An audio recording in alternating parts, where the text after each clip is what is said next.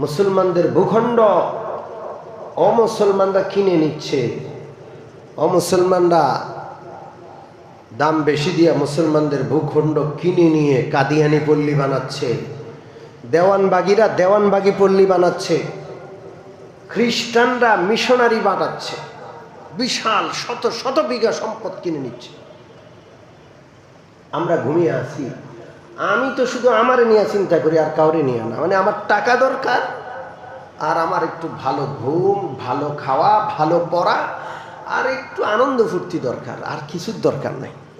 দুনিয়া কোথায় গেল, দুনিয়া কি আছে না গেল, আমার চিন্তা করার সময় নেই। এতটা ব্যক্তিকেন্দ্রিক পৃথিবীর কোনো জাতি হয় নাই, আমার মনে হয় মুসলমান যতটা ব্যক্তিকেন্দ্রিক হয়েছে। আমার কোরবানি, আমার জীবন, আমার মরণ সব কিছু রব্বুল আলামিনের জন্য, আল্লাহ রব্বুল আলামিনের জন্য। আমি আর কারোর জন্য না। আমি কার জন্য?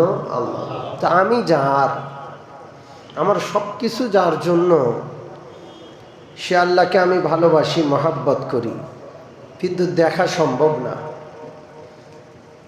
তো ওই মহাব্বতের জ্বালা কমানোর জন্য আল্লাহ তাআলা পৃথিবীতে তার ঘর দান করেছেন, তার সম্পৃক্ত কিছু জিনিস দান করেছেন, যেগুলোকে দেখতে যাওয়া, যেগুলোর জিয়ারত করা আল্লাহ ফরজ করেছেন। হজ।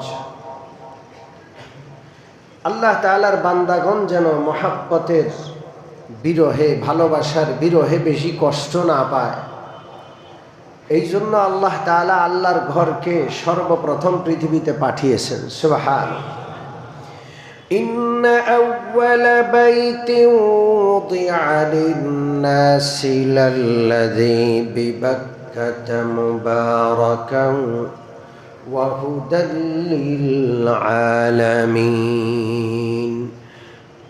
আল্লাহ বলেন, পৃথিবীর সর্বপ্রথম ঘর হলো আল্লাহর ঘর, যেটা মক্কায় অবস্থিত।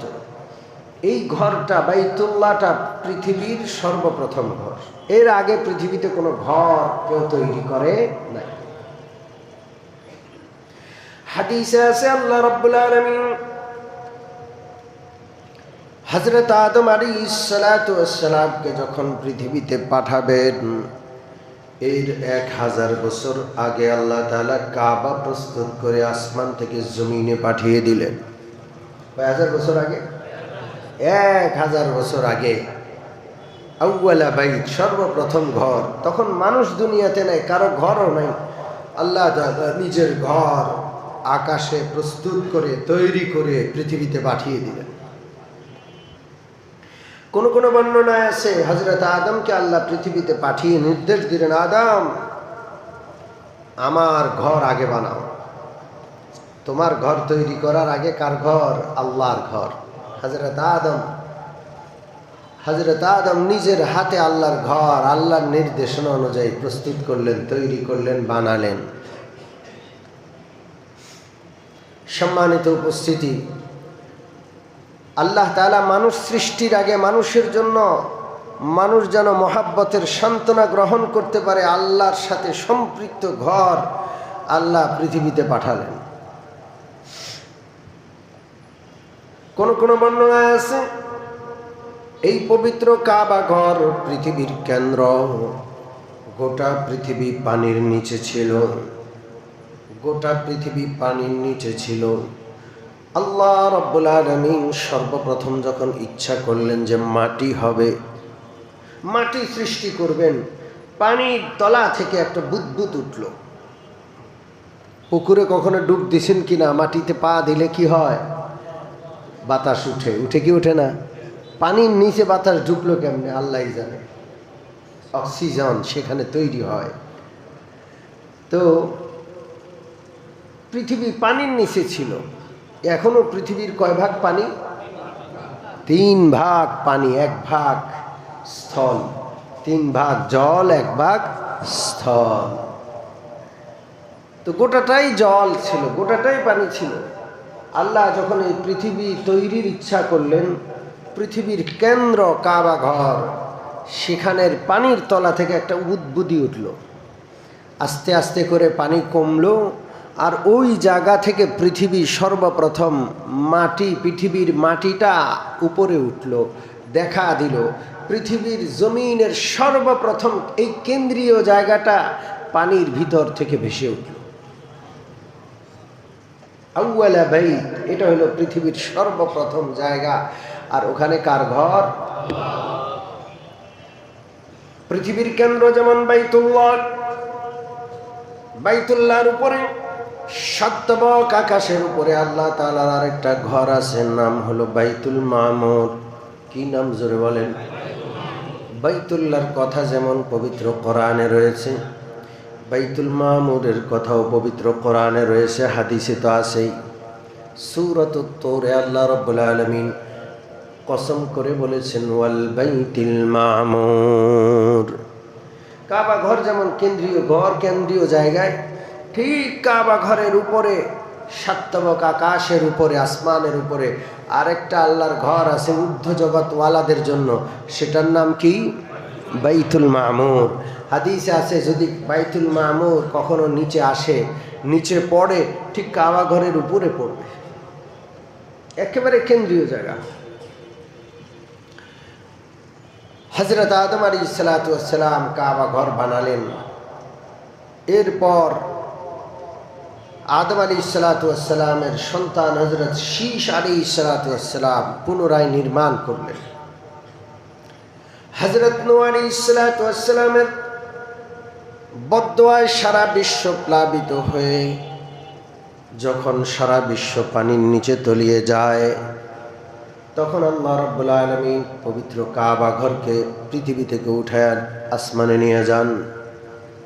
কাবা ঘর তুফানের পর আর কাবা ঘর পাওয়া যায় নাই, সারা বিশ্ব ডুবে ধ্বংস হয়ে গেছে।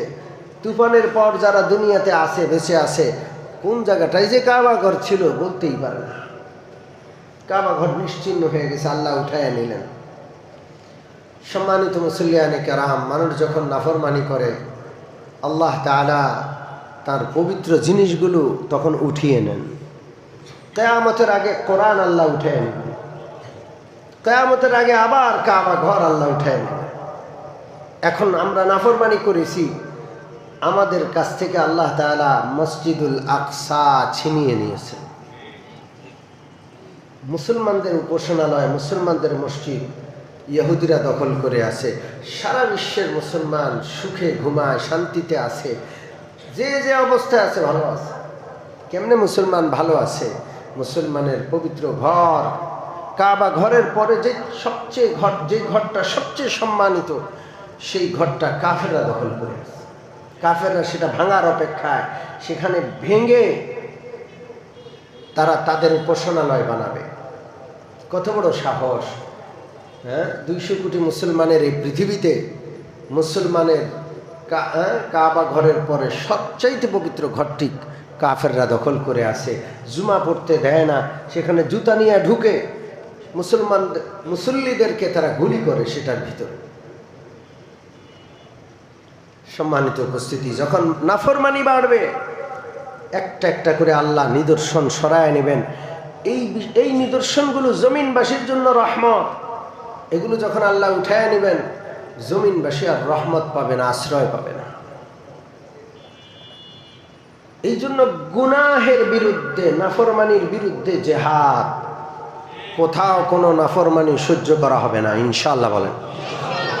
নাফরমান, আল্লাহর নাফরমান, তোমার যদি নাফরমানি করতে মন চায়, চুরি করে লোকচক্ষুর অন্তরালে গিয়া করো, প্রকাশ্যে জনসম্মুখে বুক ফুলিয়ে আল্লাহর জমিনে আল্লাহর নাফরমানি করবা, এই সুযোগ দেওয়া হবে না। এটা দায়িত্ব আমাদের। কোথাও কোনো নাফরমানি হলে সেটা বাধা দেওয়া, কোথাও কোনো নাফরমানি হলে সেটা বন্ধ করে দেওয়া, এটা আমাদের দায়িত্ব। সম্মানিত মুসল্লিয়ানে কেরাম, উত্তরার ঘটনা আপনাদেরকে শুনাই। সরকার পরিবর্তনের পরে মদের বার খোলার হিড়িক পড়ছে। কোথায়? আমি তো উত্তরায় থাকি।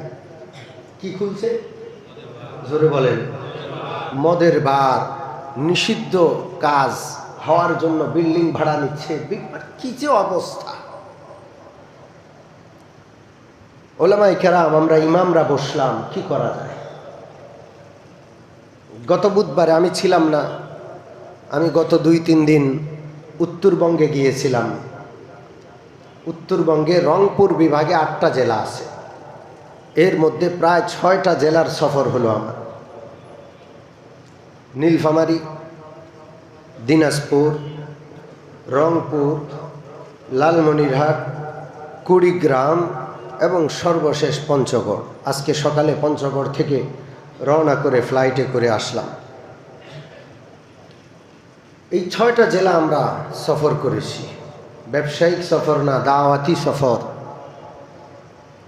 মুসলমানদের ভূখণ্ড অমুসলমানরা কিনে নিচ্ছে, অমুসলমানরা দাম বেশি দিয়ে মুসলমানদের ভূখণ্ড কিনে নিয়ে কাদিয়ানি পল্লী বানাচ্ছে, দেওয়ানবাগিরা দেওয়ানবাগি পল্লী বানাচ্ছে, খ্রিস্টানরা মিশনারি বানাচ্ছে, বিশাল শত শত বিঘা সম্পদ কিনে নিচ্ছে। আমরা ঘুমিয়ে আছি। আমি তো শুধু আমারে নিয়ে চিন্তা করি, আর কাউরে নিয়ে না। মানে আমার টাকা দরকার, আর আমার একটু ভালো ঘুম, ভালো খাওয়া, ভালো পড়া, আর একটু আনন্দ ফুর্তি দরকার, আর কিছুর দরকার নাই। দুনিয়া কোথায় গেল, দুনিয়া কি আছে না গেল, আমার চিন্তা করার সময় নেই। এতটা ব্যক্তিকেন্দ্রিক পৃথিবীর কোনো জাতি হয় নাই, আমার মনে হয় মুসলমান যতটা ব্যক্তিকেন্দ্রিক হয়েছে। সম্মানিত উপস্থিতি, গত বুধবারে আমি ছিলাম না, ওলামায়ে কেরামের বৈঠক হয়েছে, সারাদিন সেমিনার হয়েছে। মদের বিরুদ্ধে কি করা যায়, জায়গায় জায়গায় নিষিদ্ধ পল্লী হচ্ছে, এদের বিরুদ্ধে কি অ্যাকশন নেওয়া যায়। বুধবার সকাল 8টা-9টা থেকে সন্ধ্যা পর্যন্ত ওলামায়ে কেরাম, শুধু ইমাম আর আলেমগণ, প্রায় 2000-এর অধিক ওলামায়ে কেরাম একত্র হয়ে পরামর্শ করেছেন, সেমিনার করেছেন।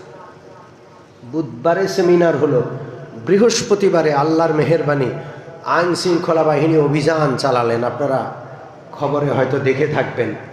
কখনো এত পতিতা ধরা খায় নাই, কখনো এত পরিমাণ মদের বারে একসাথে অভিযান চালানো হয় নাই, যেই পরিমাণ এখানে এই পরশুদিন চালানো হলো।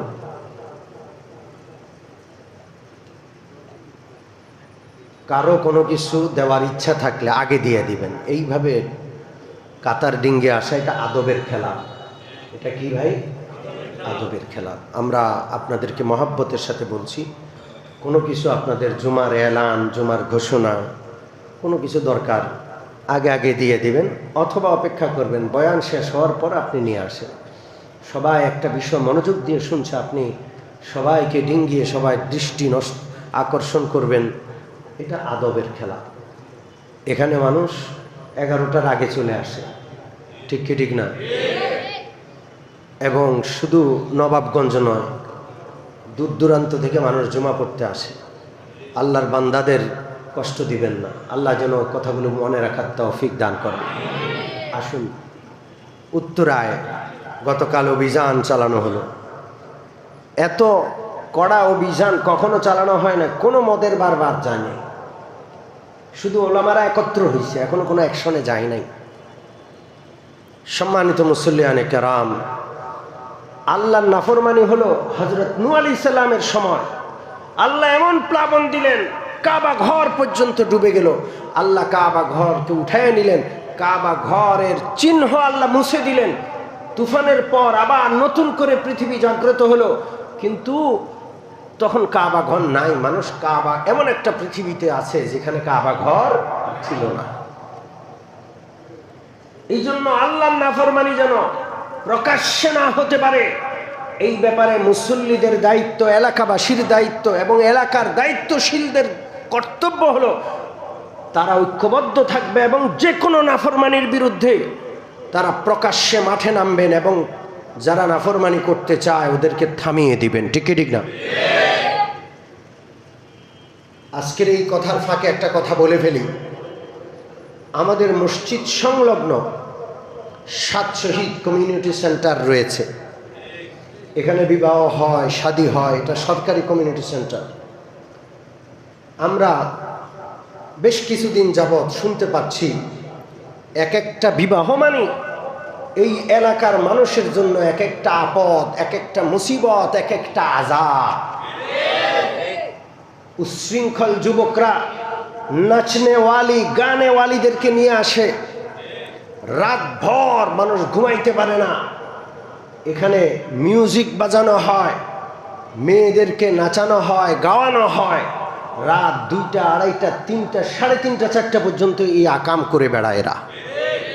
মনে রাখতে হবে, বিবাহ এটা আল্লাহর একটা পবিত্র বিধান। কার বিধান? জোরে বলেন। আল্লাহর পবিত্র বিধান। আপনি পবিত্র বিধানটাকে গান দিয়া, নাচ দিয়া, শরীয়ত বিরোধী কর্মকাণ্ড দিয়া, আল্লাহর নাফরমানি দিয়া এই পবিত্র বিধানটাকে নাপাক করছেন, অপবিত্র করছেন। এই বিবাহের মাধ্যমে সমাজে, ঘরে শান্তি কি আসবে? বিবাহ হইতে না হইতে বিচ্ছেদ, বিবাহ হইতে না হইতে মারামারি, খুনাখুনি, স্বামী স্ত্রীকে হত্যা করে, স্ত্রী স্বামীকে হত্যা করে। বিবাহ হলো বরকত নাই, বিবাহ হওয়ার পরেই পরকিয়া। এই সমস্ত ঘটনা হচ্ছে কি হচ্ছে না? এই জন্য আপনাদের হাতে পায়ে ধরি, আপনারা বিবাহ নামক এই পবিত্র বন্ধনের এই ইবাদতটার মধ্যে কোনো নাপাক আল্লাহর নাফরমানিকে মিলাবেন না, মেশাবেন না।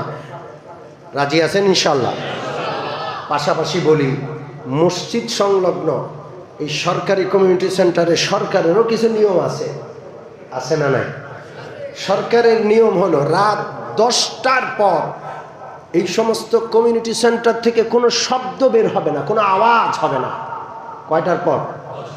তো যারা 1টা, 2টা, 3টা পর্যন্ত চালায়, ওরা যেমন ইসলাম নষ্ট করলো, নিজেদের ক্ষতি করলো, পাশাপাশি সরকারি আইন লঙ্ঘন করলো, এলাকাবাসীর আরামের ঘুম নষ্ট করে মস্ত বড় অন্যায় আর অপরাধ করলো।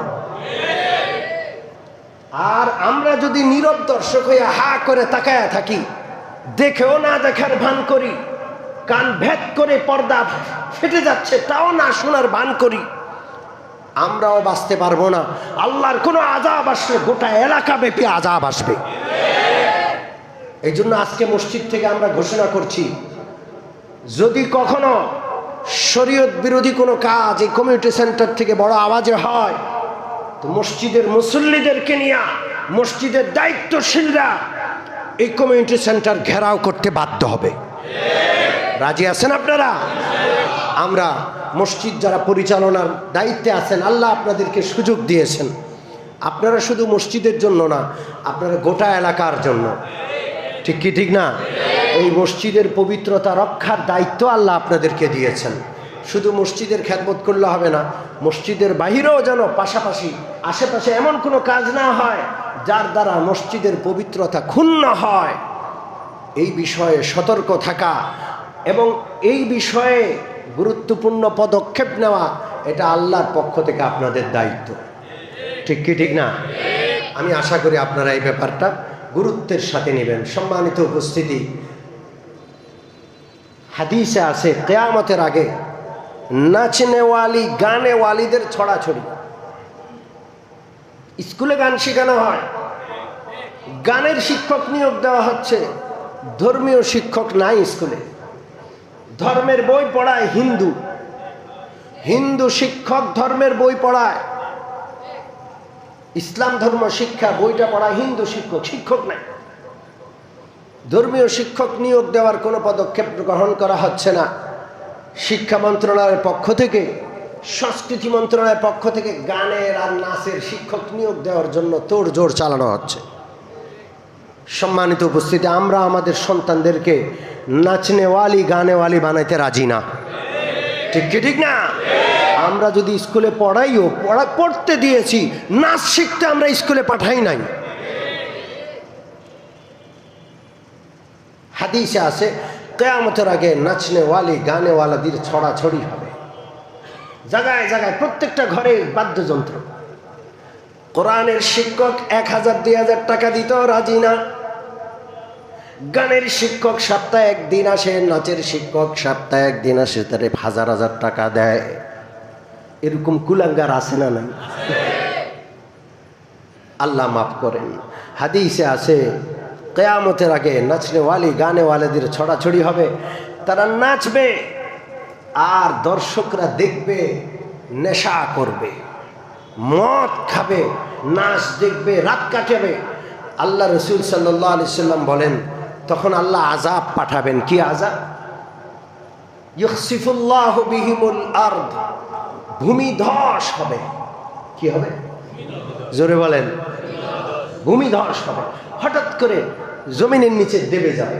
আপনারা ইন্টারনেটে ভূমিধস লিখে আপনারা সার্চ দেন, দেখবেন বহু ভূমিধসের চিত্র এসে যাবে। রাস্তায় গাড়ি চলছে, হঠাৎ করে বিশাল এলাকার ব্যাপী গাড়ি সহ মানুষ সহ দেবে গেছে, রাস্তার ভিতরে হারায় গেছে, মাটির নিচে দেবে গেছে। বড় বড় বিল্ডিং হঠাৎ করে ধসে গেছে, ভূমিধস দেখা দিবে।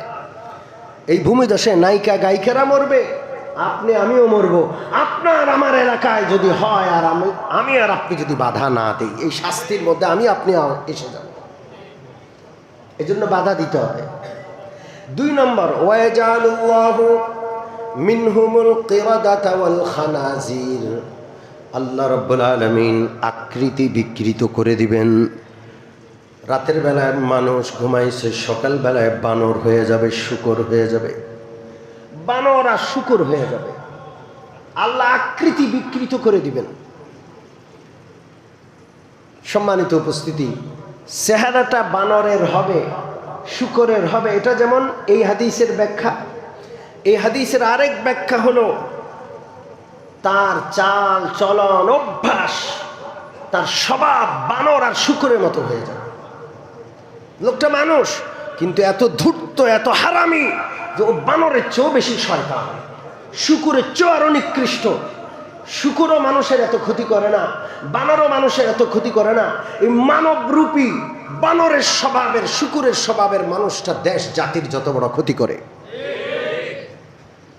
এই জন্য আমি আজকে মিম্বর থেকে ঘোষণা করে যাচ্ছি, গত সপ্তাহে এখানেও আপনাদের পুরান ঢাকার ইমামদেরকে নিয়ে এই পুরান ঢাকা অঞ্চলের যিনি প্রশাসক আছেন তিনি বসেছেন এবং তার কাছে এই সমস্ত বিষয় যখন জানানো হলো, প্রশাসকের সিদ্ধান্ত, সিটি কর্পোরেশনের প্রশাসকের সিদ্ধান্ত, রাত 10টার পরে যদি কোনো কমিউনিটি সেন্টার থেকে কোনো আওয়াজ বের হয়, সাথে সাথে থানায় খবর দিতে, সাথে সাথে প্রশাসনিক ব্যবস্থা গ্রহণ করতে। এই জন্য আমরা সতর্ক করে দিচ্ছি, এই সমস্ত কোনো নাফরমানি প্রকাশ্যে চলবে না ইনশাআল্লাহ। নাফরমানি প্রকাশ্যে হইলে কাবা ঘর আল্লাহ উঠে আনিছেন। নূহ আলাইহিস সালাতু ওয়াস সালামের তুফানের পর শত শত বৎসর চলে গেল, পৃথিবীতে কাবা ঘর নাই। আল্লাহ রাব্বুল আলামিন পৃথিবীর মানুষগুলোরে শুধু কাঁদাইছেন, কাবা ঘর নাই। আল্লাহর কোনো স্মৃতি মানুষের কাছে ছিল না। আল্লাহ তাআলা মেহেরবানি করে প্রথম আদি পিতা ইব্রাহিম হযরত আদমের মাধ্যমে যেমন কাবা ঘরের ব্যবস্থা করেছেন, আল্লাহ রাব্বুল আলামিন আরেকজন পিতা পাঠালেন, যাকে জাতির পিতা ঘোষণা করলেন। জাতির পিতা ইব্রাহিম খলিলুল্লাহর মাধ্যমে আবার কাবা ঘরের ব্যবস্থা করলেন। সুবহানাল্লাহ। ওয়া ইয বাওয়া'না লিইব্রাহিমা মাকানাল বাইতি ওয়া ইয বাওয়া'না লিইব্রাহিম মাকানাল বাইতি, কাবা ঘরের জায়গাটা, ঘরের মূল জায়গাটা অনির্দিষ্ট ছিল। আল্লাহ বলেন আমি ইব্রাহিমকে দেখায় দিলাম, নির্দিষ্ট করে দিলাম মাকান আল বাইত, এখানে কাবা ঘর ছিল। হযরত ইব্রাহিম আল্লাহর হুকুমে, আল্লাহর দেখানো জায়গায় কাবা ঘর নির্মাণ করলেন। সুবহানাল্লাহ। ওয়া ইয ইয়ারফাউ ইব্রাহিমুল কওয়াইদা মিনাল بيت وإسماعيل ربنا تقبل منا إنك أنت السميع العليم। আল্লাহ যখন কাবা ঘরের জায়গা দেখায় দিলেন, নির্দেশ দিলেন, আমার বান্দারা বিরহের কষ্ট পাচ্ছে, দীর্ঘদিন কাবা ঘর ছিল না, তোমাকে জাতির পিতা ঘোষণা করে তোমার মাধ্যমে কাবা ঘর বানাবো। হযরত ইব্রাহিম আল্লাহর হুকুমে জিবরিলের নির্দেশনা মতে কাবা ঘর তৈরি করলেন। ইব্রাহিম পাশে কে আছেন? ইসমাঈল জবিহুল্লাহ আলাইহিস সালাম। বাপ বেটা কাবা ঘর নির্মাণ করলেন। এখন দোয়া, ঘর বানানো হলো, ঘর কবুলের মালিককে। আমরা কোনো কাজ করলে আল্লাহ যদি কবুল না করে, কিছু করার আছে? নামাজ পড়লাম, রোজা রাখলাম, ইবাদত করলাম, আল্লাহ কবুল করলেন না, সব বেকার। এই জন্য বান্দা সবসময় ভয়ে থাকবে, আশায় থাকবে। ভয় হলো আহারে যদি কবুল না হয়, ভয়। আর আশা হলো যেহেতু আল্লাহ তৌফিক দিয়েছেন, আল্লাহ ইনশাআল্লাহ কবুল করবে। হযরত ইব্রাহিম আলাইহিস সালাম কাবা ঘর নির্মাণ করার পরে কলিজার টুকরা সন্তান ইসমাঈলকে নিয়ে দোয়া শুরু করলেন, রব্বানা তাকাব্বাল মিন্না ইন্নাকা আনতাস সামিউল আলিম। আল্লাহ এটা কবুল করেন, আপনি শুননেওয়ালা, আপনি জাননেওয়ালা, আপনি দেখেছেন আমরা আপনার জন্য তৈরি করেছি, দুনিয়ার কোনো স্বার্থে না, মানুষের সুনাম সুখ্যাতি লাভ করার জন্য নয়, কাউকে দেখানোর জন্য নয়, একমাত্র আপনার সন্তুষ্টির জন্য আপনার কাবা ঘর বানাইলাম। তাকাব্বাল মিন্না ইন্নাকা আনতাস সামিউল আলিম। দোয়া করলেন, আর পাশাপাশি দোয়া করলেন নিজেদের জন্য, রব্বানা ওয়াজআলনা মুসলিমাইনি লাকা ওয়া মিন যুররিয়াতিনা উম্মাতাম মুসলিমাতাল লাক। আল্লাহ গো, আমাদের দুইজনকে আত্মসমর্পণকারী বানায় দেন। মুসলিমাইনি লাক, আমরা আত্মসমর্পণ করব কার কাছে? জোরে বলেন। আমি যদি মন মতো চলি, আল্লাহটা না মানি, তো আত্মসমর্পণকারী হলাম? জোরে বলেন। আমি আমার নফস সহ, আমার মন সহ সব আল্লাহর কাছে সারেন্ডার। আমার মন না চাইলেও আল্লাহটাই করব, আমার মন মতো করব না। রাজি আছি? এই জন্য দোয়াও করবো যে আল্লাহ আমাকে মুসলমান বানান।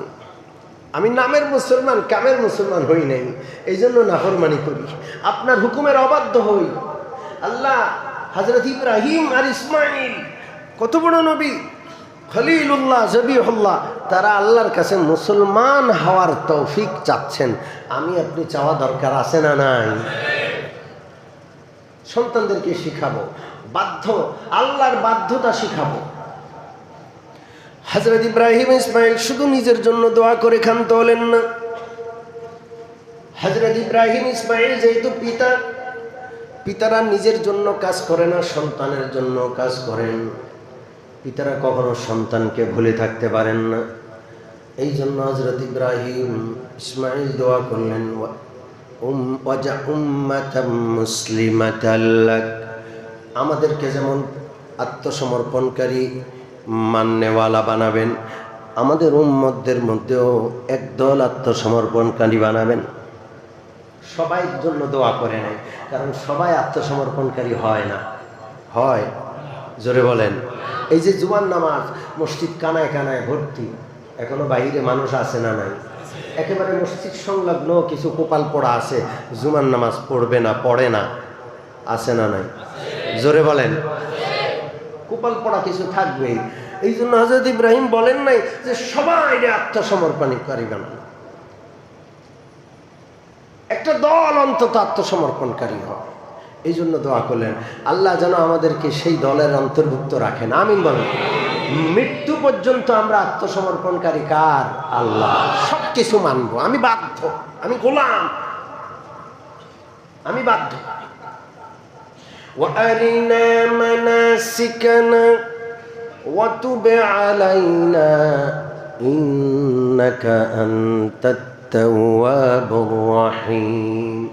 আল্লাহ, এই যে কাবা ঘর বানাইলাম, কাবা ঘর, সাফা মারওয়া সব এখানে, এগুলোর বিধিবিধান আপনি শিখাই দেন। কাবা ঘরও আছে, সাফা মারওয়া আছে, আপনি বিধিবিধান জানেন না, তো এটা দিয়ে কি করবেন?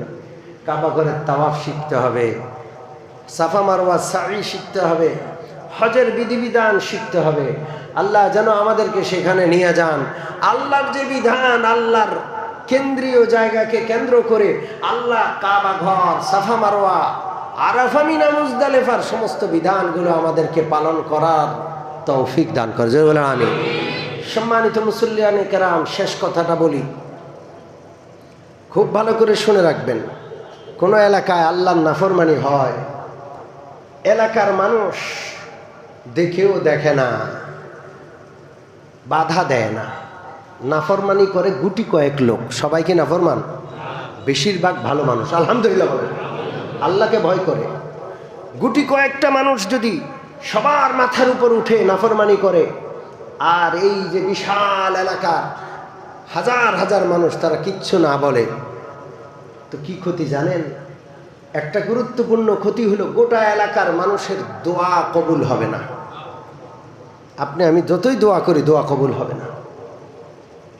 যখন অসৎ কাজের নিষেধ না করে আর অন্যায় কাজ প্রকাশ্যে হতেই থাকে, দুই চারজন লোক তারা প্রকাশ্যেই বুক ফুলে অন্যায় কাজ করে, হাজার হাজার মানুষ নীরব দর্শক, তখন সবার দোয়া কবুল হওয়া বন্ধ হয়ে যায়।